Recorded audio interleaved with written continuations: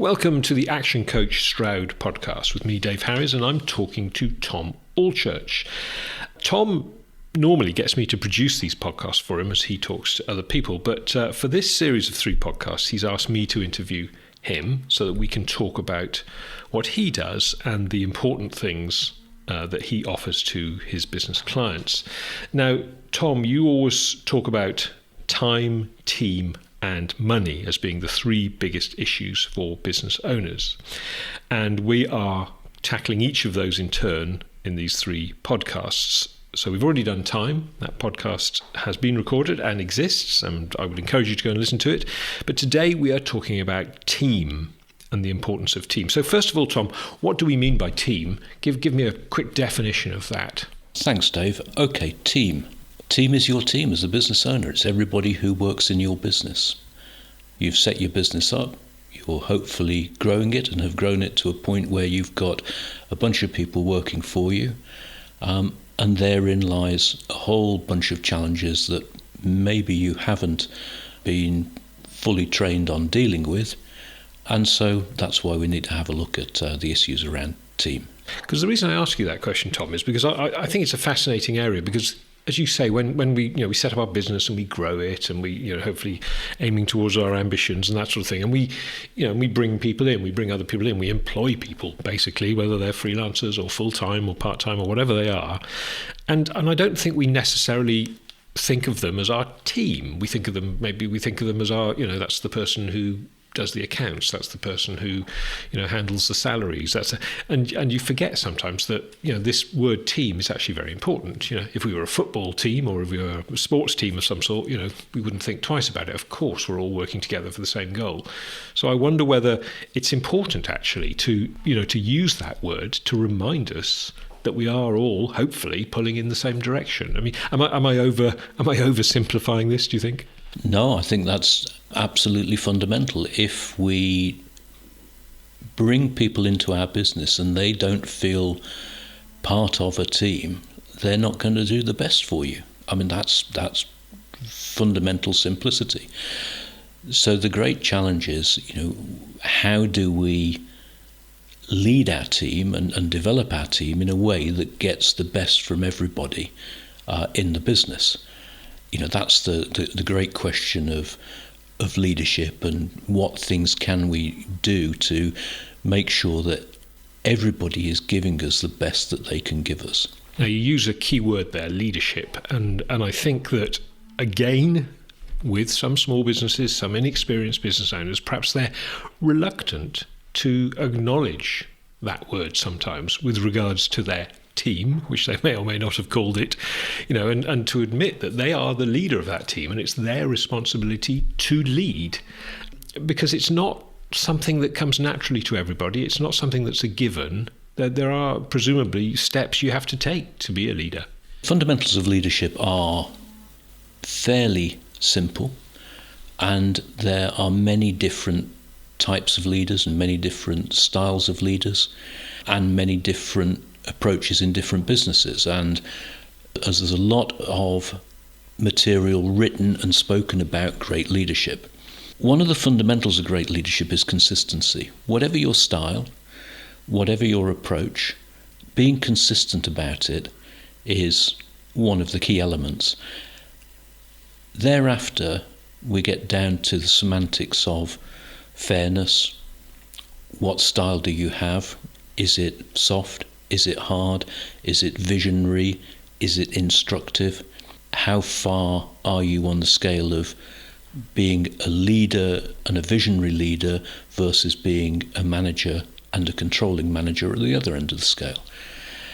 As your business grows, then typically you will need to make a transition from being the manager who is controlling things that are going on quite tightly to evolving into the leader who can paint the vision of where the business is going and evolve that for the team so that they are getting more and more responsibility, more and more accountability, and more ownership of the things that they are doing for the business. And in my experience, of managing teams, and bearing in mind that I've managed a team of 500 people in my past life and grown that from a startup scenario, in my experience, devolving ownership and accountability and responsibility down through your team is a difficult process. Learning to let go is a difficult process. Learning to delegate effectively is a difficult process, and we all have to evolve through this process if we're going to grow our businesses. So leadership is a huge area that we can get into a lot of detail on, but on a client-by-client basis, it's important to understand how the client leads their team now and examine that, and then understand how the client might need to evolve to lead a bigger team so that that business becomes much larger and ever more effective with its people within it. In general, do you think leadership is about understanding your team and what makes them tick in a way, so that you can pull the right levers, if you like, because presumably your team members are going to be a mix of different people and different approaches, they might just come in different moods on a particular day, and you've got to be able to adapt your style a bit. I mean, is that right? Yes, I think you have to adapt your style for your team, but you have to have for the individuals in your team, but you have to have an overriding style and an overriding consistency so that your team know where you are. That builds up trust in you. If they know how you're going to behave and you're consistent about that, then they will adapt to you and follow you, and that's another fundamental element of leadership. Leaders need followers, and you will only gain followers if they trust you, if they understand where you're going, and they understand what's expected of them. And that's probably one of the key elements of leadership.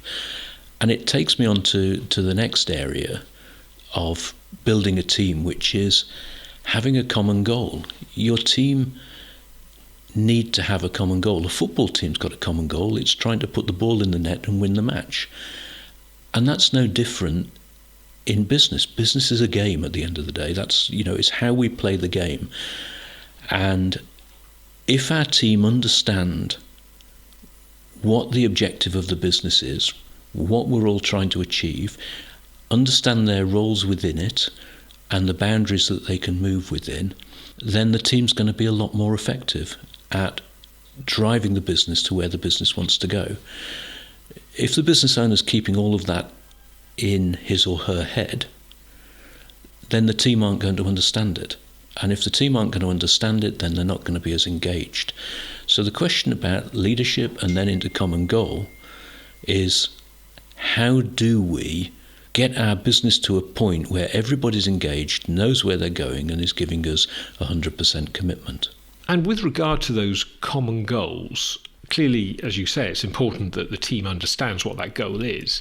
Is it important, do you think, that the team believes in that goal rather than you just sort of imposing it upon them? Is there some way that you can make it matter to them? Absolutely. How do you make a common goal matter? Well, ideally, we want the team bought in to where the business is going. So we want the team bought into the vision of the business and its mission, what it's trying to achieve, its purpose, and understanding their part in that and why succeeding with that common goal makes things better for them individually, for the business, and for you as the business owner, and then what the repercussions of that are. So common goals don't necessarily have to be financial, although they can be. Often they have to be emotional, and the best way to get your team working for a common goal is to have a goal that has some emotional purpose for them. And if we can find that and explain that and get buy-in, then we have a much more effective team all pulling in the same direction. So within the context of what you've just described, Tom, about how you can achieve those common goals and get buy-in from the team, how important is culture in that, the way people regard the environment within which they're working? I think culture is vital to getting a great business. And we can sometimes get a bit wrapped up in things like our vision, our mission, our values, and a lot of words can be written around that, and for some businesses that's exactly the right way to do it. For smaller businesses, maybe where you've got 10, 20, 30 employees, I prefer a simpler tool called rules of the game.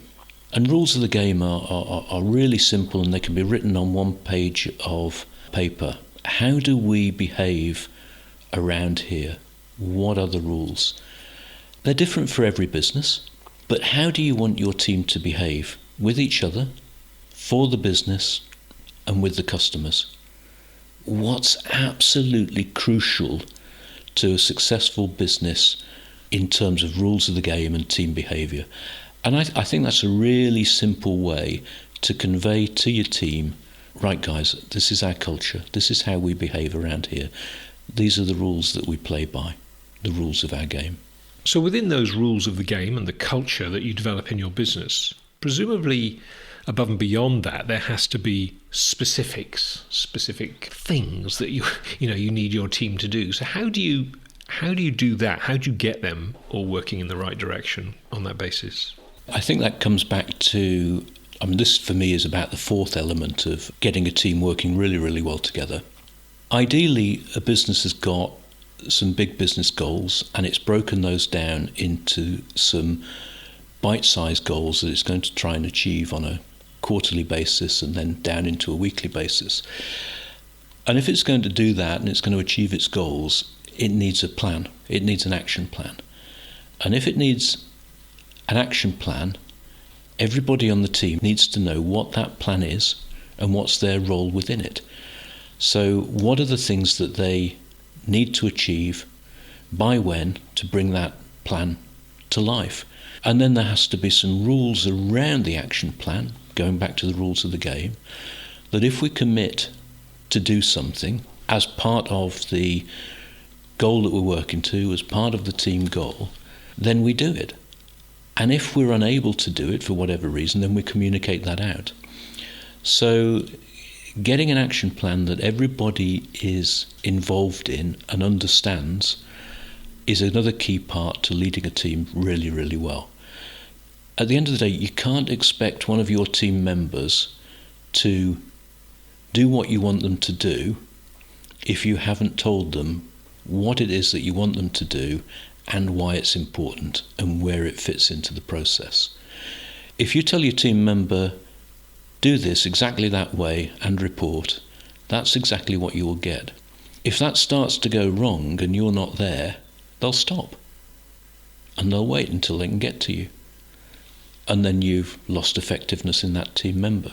If you've said to them, right, what I need you to do as part of this, involving John on that job and Patrick or Patricia on that job, is I need you to get from here to there in that way within these boundaries.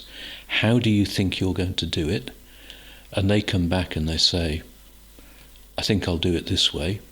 Right, okay, let's just shape that a little bit. You might be stepping outside the boundary here that I want you to, not step outside. So what could you do to avoid that? Oh, right, well, okay, I could do it this way. That sounds good. Now, what happens if this goes wrong? Well, I could fix it that way. Okay, so your team member at that point has designed the solution in the action plan, their part of the plan that they are then going to go and enact. Now, if that starts to go wrong, they've had enough discussion with you that they understand where the boundaries are, and they've got ownership of that because you've got them to design the plan. So the likelihood is they'll solve the problem without stopping and waiting for you to come back so they can ask you the question. And this is one of the fundamental games of action planning and leadership, of transferring ownership of a task down into different parts of your team. It's a more long-winded process initially as you start it, but it becomes a shorter-winded process in the long run. But you start to give your team bigger projects, bigger responsibilities, more ownership, and then they start to do things more efficiently for you. And as long as they know how they fit into the plan and what the boundaries are and when the output is expected, then they'll carry out the tasks efficiently and they'll be part of the team. That brings me nicely onto a question that had been hovering at the back of my head while you were talking about that, and that was the question of innovation and the amount of leeway, I suppose, that you might give a team member to solve a problem within the rules of the game. And with innovation, if you're encouraging innovation and if you have a team member who is innovative, can they take risks? Is risk taking something that might be a good idea to encourage, just because you might get an innovative approach that you hadn't thought of as the leader of the team? Absolutely. I mean, there's 2 or 3 things around risk taking. Firstly, there's a whole load of research out there that suggests that only 20% of the intellectual capital of a business is ever employed. So one of the questions of a business owner is, actually, how can I get more from my team? Well, let's ask them. And when we go about the business of giving our team specific ownership of a task and getting them to design the solution of that task so that you're increasing their ownership and they know what the boundaries are, there is a chance, as we give more and more ownership, that they will make a mistake because they've taken a risk. And the key to supporting risk-taking is not, for want of a better word, give them a bollocking every time they make a mistake. The key to it is to help them learn the lesson so that they don't make this mistake again, and put a system or process in place in order that the business doesn't make the same mistake again. So by supporting risk-taking, people will push the business further forward much faster. But when they make a mistake, and they will make a mistake, that's guaranteed, then you have to support them. You can't pull them down, you can't pull them apart. So mistakes are learning opportunities, always. Support your team in learning. Ideally, give them learning before they take on a new task, but support your team in learning. And if they make a mistake, then let's take the learning from that. If they make the same mistake 2 times, 3 times, you might have the wrong person. That's pretty simple, pretty straightforward. We shouldn't be repeating our mistakes. So going back in my distant past, Dave, I had an operations director who jokingly used to say to me, when my people are going up the ladder, if the foot slips are wrong, I'm there to catch them.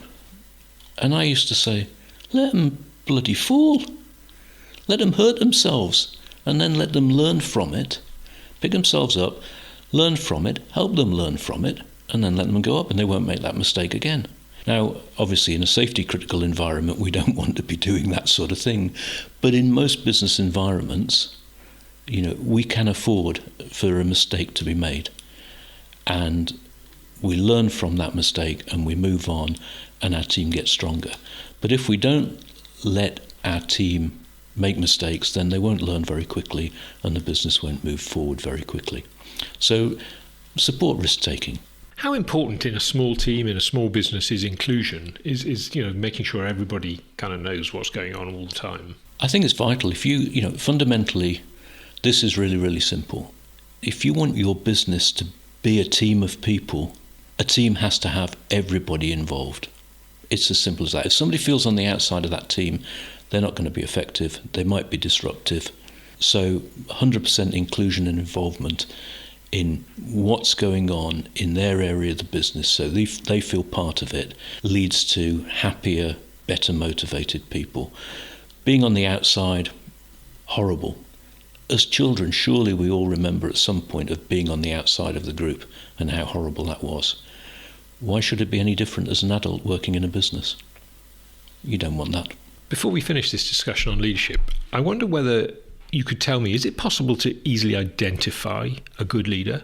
Is it possible to identify a bad leader, come to that? Yeah, absolutely. I think there is a difference, and I think the easy way to identify it is get your team in, get 2 flip charts out, write on the top of one flip chart, leadership, and say to your team, define great leadership, and you won't get very many answers. On the other flip chart, write leader shit, and I bet you get loads. That's a nice exercise for us to do if we dare with our team. All right. Thank you very much, Tom. You've been listening to the ActionCOACH Stroud podcast with me, Dave Harries, talking to Tom Allchurch about teams and the importance of teams in businesses. This is part of a 3-part series on time, team and money, and our next one will be on money, so please subscribe and keep listening so you can hear that one, which will also be very interesting. Tom, if people want to find out more about this, what do they do? Get in touch. I'll be happy to do a free consultation with any business owner on how they improve their team. You'll find me at www.stroud.actioncoach.co.uk. Thank you, Tom. In the meantime, thank you for listening. We hope you join us for our next one, and stay well.